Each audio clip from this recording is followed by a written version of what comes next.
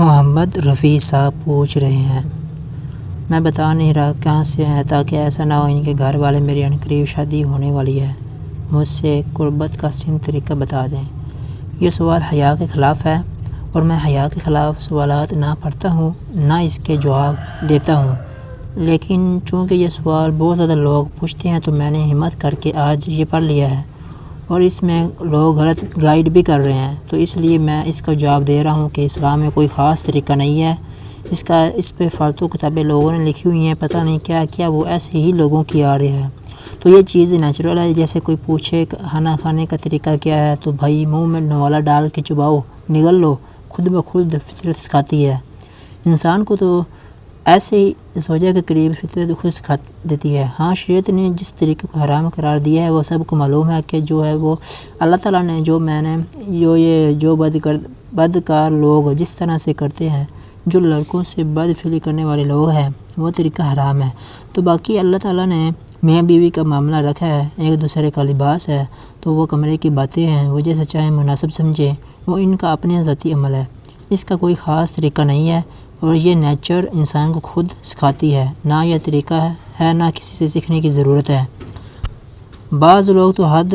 درجہ کی بے شرمی کرتے ہیں، وہ شادی سے پہلے جو ہے وہ فحش فلمیں دیکھتے ہیں تاکہ ہمیں طریقہ آ جائے۔ یہ انتہائی درجے کی بے ہودگی ہے، انتہائی درجے کی ایک لعنتی عمل ہے۔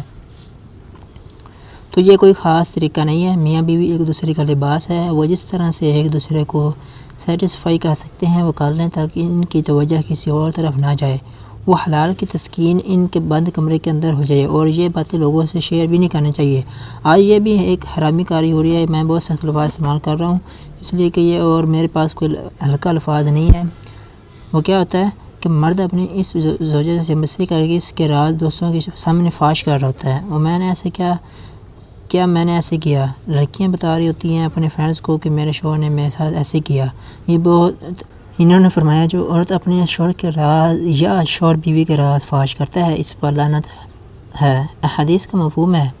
تو یہ بند کمرے کی میاں بیوی کی باتیں جس طرح سے وہ ایک دوسرے کو سیٹسفائی کر سکتے ہیں وہ کریں، ایک دوسرے کے لیے وہ حلال ہے، اور بس وہ طریقہ جو لڑکوں سے بدفعلی والا طریقہ ہے وہ طریقہ اسلام میں حرام ہے۔ اور اس طرح اوور سیکس پہ بھی میں ایک کلپ ریکارڈ کروا چکا ہوں، وہ بھی سن لیجیے گا۔ یہ علماء کے جو اس بارے میں رائے ہے وہ دیکھ لیجیے۔ تو اس کے علاوہ جو بھی ہے میاں بیوی ایک دوسرے کے لیے اللہ نے حلال کیے ہیں، کوئی خاص طریقہ نہیں ہے، اور یہ حیا کی باتیں ان کو بند کمرے کے اندر ہی رہنا چاہیے ان چیزوں کو، اور اس کے لیے جو فحش فلمیں دیکھی جا رہی ہیں یہ بہت غلط حرکت ہے،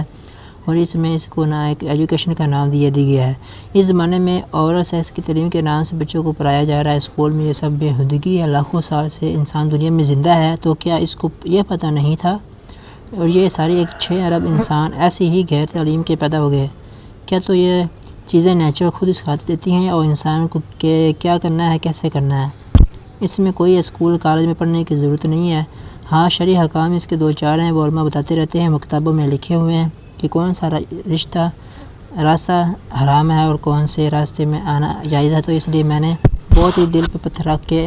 آج اس کلپ کو ریکارڈ کرایا ہے تاکہ لوگ اس بارے میں ہر طرف نہ جائیں اور ایک چیز کو ایک بہت بڑا سا نہ بنا لیں۔ امید کرتا ہوں آپ کو میری بات سمجھ میں آ گئی ہوگی۔ جزاک اللہ۔